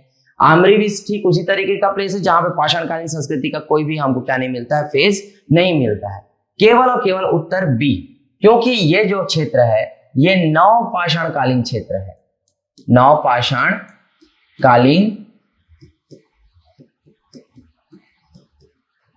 क्षेत्र है। ठीक है, तो नवपाषाणकालीन क्षेत्र होने के कारण लगभग 9000 ईसा पूर्व से लेकर लगभग आपका 1700 ईसा पूर्व तक के आसपास का पूरा समय जो है किसमें दिखेगा, मेहरगढ़ में दिखेगा। और मेहरगढ़ का लोकेशन कहाँ है, बलूचिस्तान प्रांत, जो आज के डेट में कहाँ है, पाकिस्तान में, जो वर्तमान में पाकिस्तान में स्थित है। ठीक, तो बलूचिस्तान का जो संपूर्ण जो क्षेत्र है, हम जानते हैं कि सिंधु घाटी सभ्यता के एक बहुत बड़े क्षेत्र के रूप में ये विकसित भी है या फैला हुआ भी, जहाँ पे हमको बहुत सारे साइट्स भी मिले हैं। बेसिकली सिंधु घाटी सभ्यता से रिलेटेड आज 2000 से ज्यादा साइट्स खोजे जा चुके हैं इसमें। ठीक, तो मेहरगढ़ जो है ये इसका क्या रहेगा, सही उत्तर रहेगा, जिसमें पाषाणकालीन संस्कृति से लेकर हड़प्पा संस्कृति तक या सभ्यता तक का पूरा अंश या साक्ष्य जो है हमको या सांस्कृतिक अवशेष जो है प्राप्त होते हैं। ठीक, नेक्स्ट जो उत्तर है, नेक्स्ट जो आपका क्वेश्चन है वो है आपका नौदा टोली का उत्खनन किसने किया था। ठीक, नौदा टोली का जो क्षेत्र है बेसिकली आपका इसके विषय में जो सबसे ज्यादा पूछा जाने वाला प्रश्न है कि भारत में सर्वाधिक अनाज के भंडार किस क्षेत्र से प्राप्त हुए। ठीक है, सर्वाधिक अनाज के जो भंडार है किस क्षेत्र से प्राप्त हुए, तो उसका उत्तर क्या है आपका नौदा टोली, जो बेसिकली महाराष्ट्र का क्षेत्र है। महाराष्ट्र के क्षेत्र में या जो विंध्य से लगा हुआ जो क्षेत्र जो आता है, वहां पे वृहद उत्खनन करने का जो श्रेय है वो किनको दिया जाता है, एच.डी. सांकलिया को दिया जाता है। तो इसका जो उत्तर होगा वो क्या है, एच.डी. सांकलिया। एच.डी. सांकलिया ने जब मालवा की संस्कृति का जब उत्खनन किया या मालवा की संस्कृति के अंतर्गत जो क्षेत्र आए, जो साइट्स आए, तो मालवा की संस्कृति के अंतर्गत नौदा टोली है, अहमदनगर का क्षेत्र है, दैमाबाद है, इनाम गांव है। तो इन संस्कृतियों की जब खोज हुई तो नौदा टोली जो क्षेत्र है वो किसने उत्खनन में निकाला था, एच.डी. सांकलिया ने निकाला था, जहां से सबसे ज्यादा अनाज के क्या मिले, भंडार मिले। ये माना जाता है कि यहाँ से जितने सारे अनाज मिले हैं, जितना संग्रह मिला अनाजों का, उतना विभिन्न किसी भी इस काल की संस्कृति में नहीं मिला था। तो इस बात को ध्यान रखेंगे। दो प्रश्न मैंने बताया कि सर्वाधिक अनाज का जो संग्रह यहीं से प्राप्त हुआ, दूसरा जो सी ऑप्शन है इसका एच.डी. सांकलिया, इन्होंने नौदा टोली का क्या किया था, उत्खनन किया था। ठीक, नौदा टोली किस राज्य में स्थित है, अभी थोड़ी देर पहले मैंने आपको बताया ऑप्शन में गुजरात, महाराष्ट्र, छत्तीसगढ़ और मध्य प्रदेश। तो 1, 2 और 3 ये ऑप्शन में नहीं है क्योंकि मालवा का क्षेत्र है, तो अतः इसका उत्तर क्या होगा आपका, महाराष्ट्र होगा। ठीक, अगला जो हमारा प्रश्न है वो क्या है, महापाषाण स्मारकों की पहचान की गई थी। अब सबसे पहले क्या महापाषाण स्मारक पे हम लोग क्या कर लेते हैं, चर्चा कर लेते हैं। प्रश्न के विकल्प भी देख लेते हैं। सन्यासी गुफाओं के रूप में, कि महापाषाण स्मारक जो थे वहां सन्यासी क्या करते थे, अपना समय व्यतीत करते थे। कंदराओं गुफाओं में सन्यासियों का निवास रहा है, तो इसलिए इस संदर्भ में उसको पूछा है। दूसरा क्या कहता है, बी ऑप्शन, की मृतकों को दफनाने के स्थान के रूप में। तीसरा मंदिर के रूप में, सी ऑप्शन, और डी उपयुक्त में से कोई नहीं, नन ऑफ दिस। ठीक है, अब महापाषाण स्मारक होते क्या थे। बेसिकली महापाषाण स्मारकों के संदर्भ में जो संस्कृतियां प्रचलित हुई वो आज भी विद्यमान है। हमारा यहाँ या हमारे राज्य में जो बस्तर का जो बेसिकली क्षेत्र है, वहां पर मृतक स्तंभों और महापाषाण स्मारकों या स्मारकों को या पाषाण स्मारकों को, या अभी विभिन्न रूप से जो आधुनिक चलन में जिस तरीके से सीमेंट और ईंट का भी प्रयोग हो रहा है, लेकिन एक मेमोरियल स्टोन या मेमोरियल स्मारक जिसको हम लोग कहते हैं ना, स्मारक के रूप में स्थापित करने का आज भी परंपरा चला आ रहा है। महापाषाण काल की संस्कृति हम किसे कहते हैं, जब दाह संस्कार की प्रक्रिया हो या शवदान की प्रक्रिया हो, मनुष्य की मृत्यु के बाद या अंतिम संस्कार की प्रक्रिया के बाद जब उसको दफनाया जाता था या जला दिया जाता था तो उसकी स्मृति में एक बड़े शिलाखंडों को, है ना, बड़े बड़े शिलाखंड होते थे या पत्थरों का एक जमावाड़ा बनाया जाता था स्मारक के रूप में, जहां पे 4 पिलर्स रखे फिर उसके ऊपर बड़े पत्थर रखे जाते थे। तो एक मठ की जो प्रक्रिया है वो इस काल में हमको दिखती है। तो बेसिकली महापाषाण स्मारक की जो पहचान है वो किससे की गई? मृतकों को दफनाने के स्थान के रूप में। ठीक है, ये ध्यान में रखिएगा, क्योंकि शवों को दफनाने के बाद एक बड़ी शिला को क्या कर दी जाती थी? रख दी जाती थी, जो मेमोरियल स्टोन कहलाया है बाद में, जिसको हम महापाषाण पट्टतुम आदि भी कहें या महापाषाण स्मारक कहा गया या मृतक स्तंभ भी कहा गया है। ठीक है, और वो कल्चर ट्राइबल्स में बेसिकली आज भी विद्यमान है। तो अंतिम संस्कार की प्रक्रिया के बाद में इस तरीके के स्मारकों को रखना क्या कहलाता था? महापाषाण स्मारक कहलाता था। और इसी काल से या इसी कारण से इस काल को महापाषाण काल या महापाषाण संस्कृतियां भी कही गई थी। ठीक है, क्योंकि सभ्यता के निर्माण के बाद हम उसमें किन नियमों का पालन कर रहे हैं, किन परंपराओं और रीतियों का पालन कर रहे हैं, वही सांस्कृतिक विशेषताएं जो है वो क्या कहलाती है? हमारी संस्कृति कहलाती है। ठीक, इसका उत्तर क्या होगा फिर? मृतकों को दफनाने के स्थान के रूप में। अगला क्वेश्चन हम देखते हैं, राख का टीला निम्नलिखित में से किस नवपाषाणिक स्थल से संबंधित है? राख का टीला। ठीक है, अब इसके विकल्पों को चलते हैं, है ना। बुधिहाल, संगनकल्लू, कोल्डी हवा, ब्रह्मगिरी।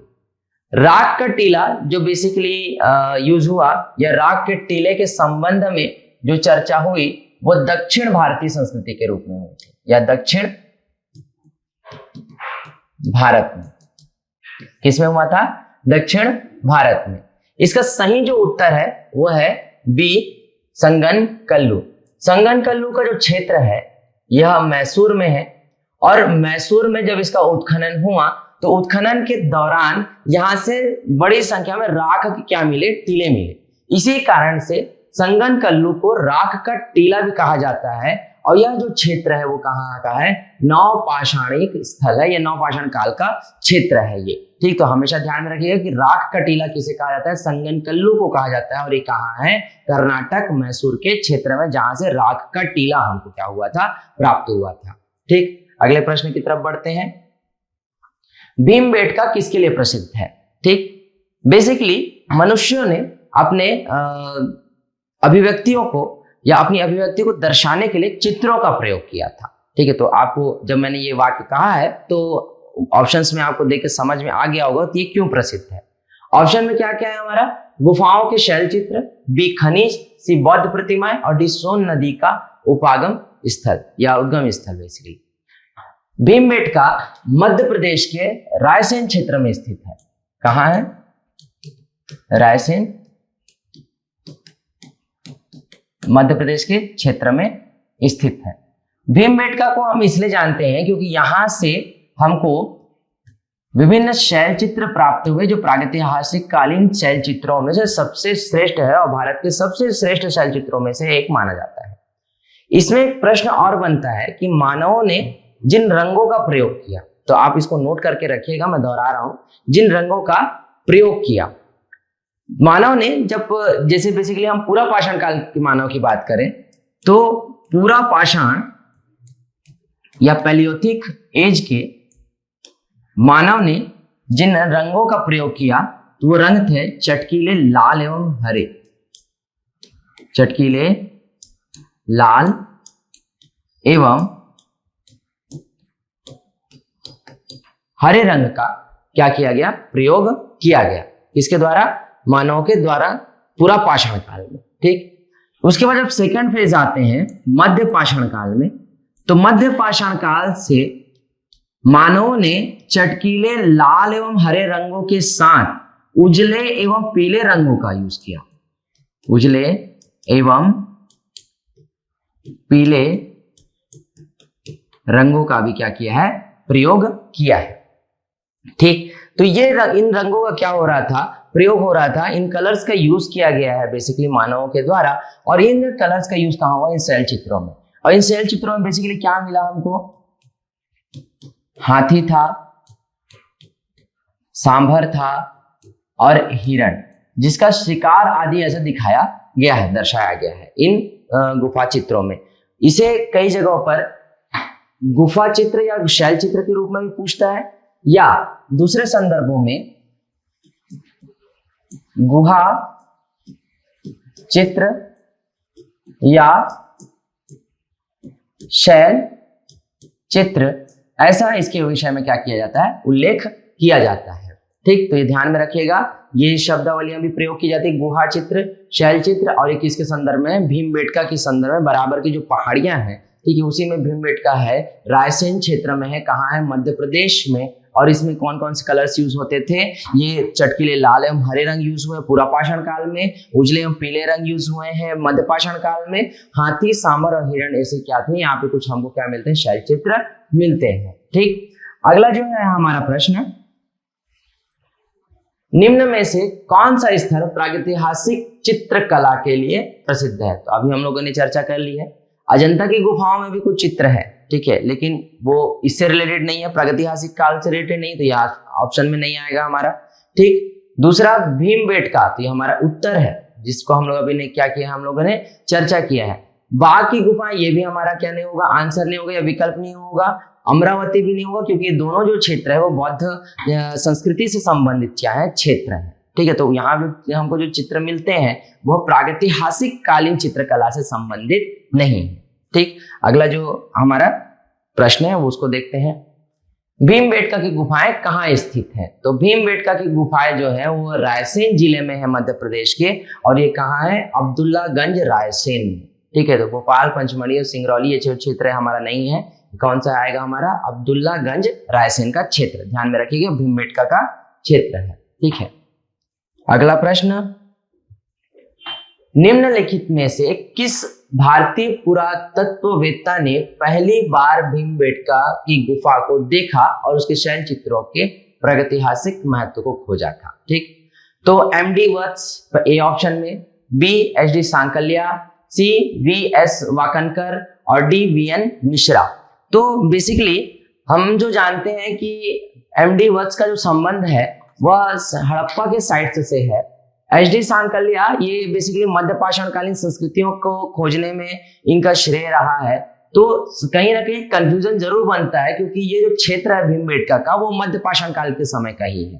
ठीक, उसके बाद आता है VSN वाकनकर और VN मिश्रा। ठीक, इनमें से जो सही उत्तर जो है वो है VS वाकनकर। इन्होंने 1957 के करीब, हो सकता है मैं डेट में कंफ्यूज भी हूं थोड़ा सा, लेकिन ये एग्जैक्ट है, ये डेट है ना कि 1957, हाँ सही है। 1957 में VS वाकनकर ने इसे क्या किया था, खोजा था। सबसे पहले इस गुफा के और इसके शैल चित्रों के विषय में चर्चा इन्होंने अपने रिसर्च जो पेपर है उस पे ही क्या किया था, इन्होंने डिस्कस किया, और भारतीय पुरातत्व विभाग या सर्वेक्षण विभाग जो है हमारा, उसमें इन्होंने क्या किया, प्रकाशित करवाया था। 1957 में ये इन्होंने सबसे पहले भीमबेटका की गुफाओं और इसके शैल चित्रों के विषय में चर्चा की थी। तो आप इसको ध्यान में रखिएगा। इसमें भीमबेटका से संबंधित ये कहाँ स्थित है, इसमें शैल चित्र कैसे हैं उस पर चर्चा कर ली हम लोगों ने, किसने खोजा इस पर चर्चा कर ली, और किस काल की या किस तरीके की चित्रकला है उस पर भी हम लोगों ने चर्चा कर ली है। तो इसमें 4-5 क्वेश्चन इसमें हमने अटेम्प्ट अभी किया है। ठीक, अगला जो है गैरिक मृदभांड पात्र, या इसको कहते हैं हम OCP। ठीक है, OCP, ऑर्च कलर्ड पॉटरी। ठीक है, इसे कहते हैं OCP, यानी गेरू रंग है ना, गेरुआ कलर का जो पात्र है या मिट्टी का बर्तन है, इसका नामकरण हुआ था। ठीक है, तो बेसिकली इसका जो नामकरण है गैरिक मृदभांड पात्र, ठीक है, तो ये गैरिक मृदभांड पात्र ये मिला कहां, सबसे पहले समझिएगा, ये हमको प्राप्त हुआ था हस्तिनापुर के क्षेत्र में। कहां से, हस्तिनापुर का क्षेत्र, जहां से हम गंगा या गंगा घाटी के क्षेत्र की जो सभ्यताएं थी उन पे हम लोग रिसर्च कर रहे हैं बेसिकली। अभी एक डिस्कवरी पे एक फेमस सीरीज भी आ रहा था, द सीक्रेट ऑफ सिनोलिस, जो इसी क्षेत्रों से संबंधित है बेसिकली। द सीक्रेट ऑफ सिनोलिस में कई सभ्यताओं पर क्या किया, जिसपे गंगा नदी के तट पर या गंगा की से रिलेटेड जो क्षेत्र थे उन पर क्या हुई, चर्चाएं हुई। हालांकि थोड़ा सा उससे ऊपरी भाग है, लेकिन ये घाटी का जो गंगा घाटी के क्षेत्र में जो विकसित हुई जो सभ्यता है उनसे इसका क्या रिलेशन था, इसमें क्या किया गया है हमको डिस्कशन देखने को मिलता है। और मैं आपको सजेस्ट भी करूंगा कि आप अगर चाहते हैं तो एक बार ना सीक्रेट ऑफ सिनोलिस को आप देखिए। तो एक हिस्टोरियन होने के नाते जो है ना उसमें मैंने जो देखा, ये जिस तरीके से उसमें उत्खनन किया गया है और उत्खनन के साथ साथ में उसमें जिस तरीके के कल्चर जो मिले वो बहुत ज्यादा एडवांस कल्चर है, ठीक है, जो सिंधु घाटी सभ्यता से भी ज्यादा वेल डेवलप्ड कल्चर को क्या कर रहा है, डिफाइन कर रहा है। और हो सकता है कि अगर ये फिर से इसमें नए तथ्य निकल के आते हैं तो वैदिक सभ्यताओं को फिर से लिखा जाएगा। ये इस तरीके की सीरीज को आप लोग को देखना भी चाहिए। तो हस्तिनापुर जो बेसिकली यह जो क्षेत्र है सिनौनी वगैरह, हरियाणा, दिल्ली वगैरह के आसपास का जो क्षेत्र है, ठीक है, इंद्रप्रस्थ के पास का जो क्षेत्र बेसिकली हस्तिनापुर, तो हस्तिनापुर में बीबी लाल, ठीक है, एक फेमस नाम है जो अभी भी जीवित भी है। ये बीबी लाल का संबंध सिंधु घाटी की सभ्यता से भी है, एक फेमस आर्कियोलॉजिस्ट है। और बीबी लाल ने इस क्षेत्र का क्या किया है, उत्खनन किया है। और एक चीज ध्यान में भी रखिएगा कि आर्कियोलॉजिकल डिपार्टमेंट या जो भारत का जो भारतीय पुरातत्व जो सर्वेक्षण विभाग है उसके वो चेयरपर्सन भी रहे, उसके डायरेक्टर भी रहे हैं बीबी लाल, ठीक है। तो अलग अलग पुरातत्वविद को समय मिलता है, ये बहुत पुराने व्यक्ति हैं। तो बीबी लाल ने हस्तिनापुर में ये ओसीपी नामकरण दिया था क्योंकि इस समय जो हमको मृदभांड जो मिले या मिट्टी के जो बर्तन मिले वो कैसे रंग के थे, गेरू, है ना, इसको हम लोग गेरू मृदभांड भी बोलते हैं, ठीक है। तो इसका नाम कहाँ हुआ, सबसे पहले हस्तिनापुर में इसका नामकरण हुआ। और किसने किया था, तो बीबी लाल ने किया था, ये ध्यान में रखिएगा, ठीक। अगला जो प्रश्न है, ताम्रपाषाणिक काल में महाराष्ट्र के लोग मृतकों को घर के फर्श के नीचे किस तरह रखकर दफनाते थे, ठीक। ताम्रपाषाणिक काल में अंतिम संस्कार की कुछ प्रक्रिया होती थी, है ना। अब पहले इस दिशाओं को अपन देख लेते हैं। पहला कहता है कि उत्तर से दक्षिण की ओर, बी कहता है कि पूर्व से पश्चिम की ओर, सी दक्षिण से उत्तर की ओर और डी पश्चिम से पूर्व की ओर, ठीक। तो बेसिकली सनातन संस्कृति और हिंदू परंपराओं के अनुसार भी अगर हम देखेंगे तो इसका उत्तर अगर आप ऐसे भी जज कर सकते हैं, इसका उत्तर है उत्तर से दक्षिण की ओर। तो बेसिकली दक्षिण की ओर अगर पैर रखकर क्या किया जाता है, अगर शवों को दफनाया जाता है ना, तो उसकी गलने की प्रोसेस जल्द तेज होती है, ऐसा साइंटिफिक रूप से भी कहा जाता है या कई मान्यताओं में ऐसा बोला जाता है। लेकिन इसको इसी तरीके से ताम्रपाषाणिक काल में शवों को या मृतकों के अवशेषों को किस तरीके से दफनाया जाता था वो मैं आपको बताता हूं। अंतिम संस्कार की 3 प्रक्रिया थी। पहला दाह संस्कार, दूसरा आंशिक समाधान,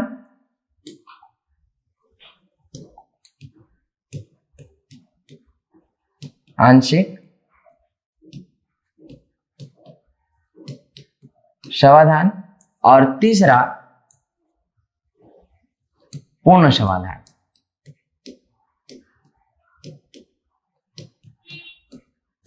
ऐसा, ठीक। दाह संस्कार मतलब पूर्णतः शव को जला देना। दूसरा आंशिक समाधान यानी कि शव को कुछ समय के लिए क्या किसी निर्जन स्थान पर छोड़ना जहां से कीट, है ना, पक्षी, पशु, ठीक है, जिसका भक्षण कर ले और जो अवशेष जो बचे, जो अस्थियां बचे, उसको कलश में लाकर घर में उत्तर से दक्षिण की ओर क्या कर देना, दफना देना, ठीक है। ये प्रक्रिया होती थी। और पूर्ण समाधान, ये 3 तरीके की प्रक्रिया बेसिकली होती थी। तो पूर्ण समाधान के बाद भी कुछ जगहों पर हमको ये देखने को मिलता है कि जहां पूर्ण जब समाधान किया गया तो वो भी इसी डायरेक्शन में हुआ, है ना, उत्तर से दक्षिण की ओर किया गया था बेसिकली, है ना। और जब आंशिक समाधान में भी जब कलश में रखकर या मिट्टी के घड़े में रखकर अस्थियों को जब दफनाया जा रहा है वो भी इसी प्रक्रिया में उत्तर से दक्षिण की ओर का जो कॉर्नर है उसमें फर्शों में क्या किया जाता था, दफनाया जाता था। और ये कल्चर सिंधु घाटी की सभ्यता के बाद भी क्या रहा, चलता रहा है। और उसे ताम्रपाषाणिक काल का ये बेस मानते हैं। ताम्रपाषाणिक काल से ये बेसिकली प्रारंभ हुआ और सिंधु घाटी की सभ्यता में भी इसके हम क्या देखते हैं, अंश देखते हैं। और इसको अगर डिफाइन भी अगर करना है सिंधु घाटी की सभ्यता में तो हमको H समाधान और R37, ठीक है, जो सिंधु घाटी सभ्यता मोहनजोदड़ो में जो बेसिकली मोहनजोदड़ो हड़प्पा में जो हमको समाधान या कब्रिस्तान जो मिला उसमें भी ये प्रक्रिया देखने को मिली थी, ठीक। तो मेरे ख्याल से आप लोगों को क्लियर हुआ होगा कि ताम्रपाषाणिक काल यानी महाराष्ट्र के लोग घरों के फर्श में किस ओर जो है मृतकों का या अस्थियों को दफनाते थे बेसिकली। अगला प्रश्न है हमारा, निम्नलिखित में से किस स्थान पर मानव के साथ कुत्ते को दफनाने के साक्ष्य हमको प्राप्त होते हैं? Option A Brahmagiri, option B Burzahom, option C Chirand और ऑप्शन डी मास्की। ठीक है, तो अब एलिमिनेशन से ही इसको एक बार सॉल्व करके देखते हैं। सबसे पहला क्या, ब्रह्मगिरी, जहां से हमको बेसिकली कुत्ते का साक्ष्य नहीं मिला। ठीक है, तो ये प्लेस बिल्कुल नहीं था। बुर्जहोम ये हमारा उत्तर है, लेकिन कैसे है वो मैं बताऊंगा। चिरान यहाँ से हड्डियों के उपकरण मिले, तो ये भी नहीं है, और मास्की भी नहीं है, क्योंकि मास्की गुर्जरात जो अभिलेख है वह अशोक के अभिलेखों से संबंधित है। ठीक, और यहाँ से हड्डी के उपकरण मिले थे। बुर्जहोम यह कश्मीर का क्षेत्र है। कश्मीर में या दो जो इंपॉर्टेंट जो प्लेस मिले, एक है आपका गुफ कराल और दूसरा बुर्ज होम। बुर्ज होम में और भी कुछ अवशेष मिले हैं जिसको हम लोग अन्य प्रश्नों में चर्चा करेंगे, लेकिन जब हमको युगल शवाधान का जो प्रमाण मिला, तो युगल शवाधान में एक मालिक को कुत्ते के साथ में, है ना, उसके मालिक को उसके कुत्ते के साथ में दफनाने का जो प्रमाण हमको मिलता है वो कहाँ से मिला? बुर्ज होम से मिला था। तो इसको याद रखिएगा, ये कहाँ है? कश्मीर में। दो प्रमुख प्लेसेस हैं, ताम्रपाषाण काल की संस्कृति के समय के ये प्लेसेस हैं, और इंपॉर्टेंट है क्योंकि बुर्ज होम और गुफकराल यहाँ से और भी साक्ष्य मिले जो संस्कृति को क्या बना रहे हैं, बहुत ज्यादा एडवांस बना रहे हैं इस समय का। और ये क्या है, यहाँ से बेसिकली एक नगरीकरण की प्रक्रिया भी दिखती है कि जो धीरे धीरे एक नगर की ओर क्या हो रहे हैं, बढ़ रहे हैं। और बाद में इन्हीं क्षेत्रों में क्या, एक मांडा जो सिंधु घाटी सभ्यता का सबसे उत्तर का बिंदु बना है, यानी उत्तर का जो स्थल है वो कौन था? मांडा था। तो ध्यान रखिएगा कि इस प्रश्न का उत्तर क्या होगा? बुर्ज होम। ठीक, 31वां प्रश्न हम देखते हैं, 30वां प्रश्न हम देखते हैं कि गर्त आवास, इसको हम लोग कहते हैं गर्तावास। गर्तावास के साक्ष्य कहां से प्राप्त हुए हैं? ए बुर्ज होम, बी कोल्डी हवा, सी ब्रह्मगिरी और डी संगनकल्लू।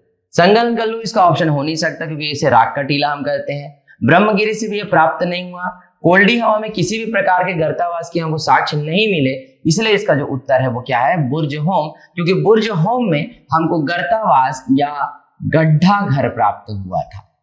क्या प्राप्त हुआ था? गड्ढा घर, मतलब गड्ढे करके, मतलब नीचे गड्ढा होता था, नीचे कुछ एक आध कमरे ऐसा बनाकर आवास यूज किया जाता था, और बाकी उसके ऊपर दूसरे कार्यों के लिए क्या होते थे, जो सतही जो होता है जमीन की सतह, वहां पे दूसरे कार्यों के रूप में हमको क्या मिलता था? आवास मिलता था बेसिकली। तो गर्तावास कहाँ से प्राप्त हुआ? बुर्ज होम से प्राप्त हुआ था, और बुर्ज होम कहाँ है? कश्मीर में। ठीक, अगला प्रश्न है जिसको हम लोग युग्मों को सुमेलित करना है, तो क्या क्या देखते हैं? निम्नलिखित युग्मों पर विचार कीजिए। ठीक, पहला है बुर्ज होम। बुर्ज होम में क्या कहता है कि शैलकृत देव मंदिर, ऐसा कहता है कि ये प्राप्त हुआ है। ठीक, चंद्रकेतुगढ़, चंद्रकेतुगढ़ से हमको टेराकोटा कला की क्या मिली थी? अवशेष मिले थे। टेराकोटा जिसको हम लोग मृड मूर्तियां भी कहते हैं, है ना, किसी किताबों में मृड मूर्तियों अगर कहीं पे लिखा होता मिलता है लिखा हुआ, तो आप ध्यान रखिएगा वो किससे संबंधित है? टेराकोटा से संबंधित है। गणेश्वर और जोधपुरा की जो संस्कृति थी, वहां क्या कहता है कि ताम्र कलाकृतियां प्राप्त हुई हैं। अब तीनों अगर अलग अलग युग्मों को अगर हम लोग देखें, तो चंद्रकेतुगढ़ यहाँ से टेराकोटा की कला प्राप्त हुई। मूर्ति ने पकी हुई मिट्टी की मूर्तियां बनाई जाती थी टेराकोटा सिस्टम से, तो ये सही है। गणेश्वर और जोधपुरा की जो संस्कृति है वो ताम्र पाषाणिक संस्कृति थी, और यहाँ ताम्र कलाकृतियां प्राप्त हुई, ये भी हमारा क्या सही है। परंतु बुर्ज होम से शैलकृत देव मंदिर यहाँ से नहीं मिला है। यहाँ पे गर्तावास, हड्डियों के उपकरण और साथ में युगल शवाधान जिसमें मालिक और कुत्ते को साथ में दफनाया गया था, ऐसे अवशेष प्राप्त हुए। शैलकृत देव मंदिर का यहाँ पे कोई भी प्रमाण हमको प्राप्त नहीं हुआ था। अतः इसका जो उत्तर होगा वो क्या होगा? 2 और 3, यानी कि सेकंड और थर्ड जो हमारा और वो है युग्म है वो क्या रहेगा? सही रहेगा। ठीक, अगला 32वां प्रश्न देखते हैं हम। विंध्य क्षेत्र के किस शैलाश्रय, शैलाश्रय मतलब जो गुफाओं के शैल के मतलब थोड़ा सा जो एक खोल बनता है ना, कंदरा और गुफा जो बोलते हैं ना, इस तरीके का शैलाश्रय से सर्वाधिक मानव कंकाल मिले हैं। ठीक, तो विंध्य क्षेत्र का जो सबसे प्रमुख जो स्थल था वो था लेखनिया या लेखिया जिसको हम लोग कहते हैं। तो लेखिया से सबसे ज्यादा मानव के क्या मिले हमको, कंकाल मिले। और इसको खोजने वाले जो व्यक्ति थे जॉन आर लुकास। इन्होंने इस क्षेत्र का क्या किया, उत्खनन किया, जहां से उनको मानवों के क्या मिले थे, कंकाल मिले थे। इसको इंपॉर्टेंट तरीके से नोट करके रखिएगा क्योंकि ये बहुत इंपॉर्टेंट प्रश्न है, 2 बार ये किसी एग्जाम में पूछा भी है। ठीक है, अलग अलग एग्जाम्स के आप क्वेश्चंस वगैरह भी देखते रहेंगे, है ना, कुछ आप मैगजीन्स यूज करते रहेंगे तो ऑब्जेक्टिव क्वेश्चन आपको लगातार इसमें मिलेगा। ठीक है, तो इस तरीके का ये प्रश्न जो है बेसिकली उत्तर प्रदेश में, क्योंकि वहाँ जो कल्चर है ना, रीजनल क्वेश्चन पूछने का, तो उस प्रश्नों में इस तरीके का प्रश्न अवश्य पूछा जाता है। ठीक है, तो आप ध्यान रखिएगा कि ये जो क्षेत्र है, ठीक है, ये जो क्षेत्र है आपका किसका है, लेखिया का क्षेत्र है, और जॉन आर लुकास के ने क्या किया था, इसे सर्च किया था। नेक्स्ट देखते हैं हम। नीचे 2 कथन दिए गए हैं, एक को अभिकथन ए और दूसरे को कारण आर कहा गया है। अभिकथन ए क्या कहता है, विंध्य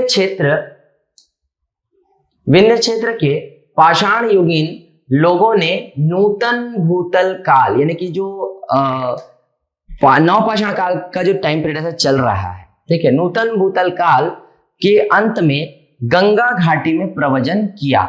यानी कि जैसे ही ट्रांसफॉर्म पीरियड आ रहा है, ठीक है, जहां पर हमको लग रहा है कि अब यहाँ रहा नहीं जा सकता या यहाँ पे अब सहवास नहीं हो सकता, तो माइग्रेट हो रहे हैं। ठीक है, तो ये वो वाला टाइम पीरियड है जहां से विंध्य क्षेत्र के पाषाण युगीन जो लोग हैं वह गंगा नदी की घाटी की तरफ क्या हो रहे हैं, माइग्रेट हो रहे हैं। जैसे एक आप अगर ध्यान रखेंगे तो ऋतिक रोशन की एक मूवी आई थी मोहनजोदाड़ो, तो अत्यधिक बाढ़ दिखाया गया, सिंधु घाटी सभ्यता के पतन का जो कारण दिखाता है उसमें बाढ़ दिखाता है, जो कई हिस्टोरियंस इस बात को मानते हैं।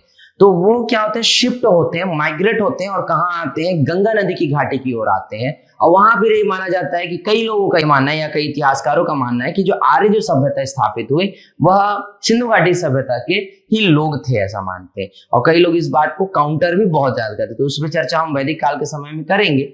अगला क्या कहता है कि जलवायु परिवर्तन के कारण इस काल में शुष्कता क्या थी, चरम पर थी। तो बेसिकली जो नूतन भूतल काल जो है इस टाइम पे क्या है, जलवायु जो परिवर्तन है, जो क्लाइमेट चेंज आ रहा था, तो इस समय सूखा, ठीक है, सूखे का जैसे क्या क्या बन रहा था, वातावरण बन रहा था, जिसके कारण लोगों ने क्या किया है, मतलब माइग्रेशन फॉलो किया या पलायन किया है, प्रव्रजन किया है।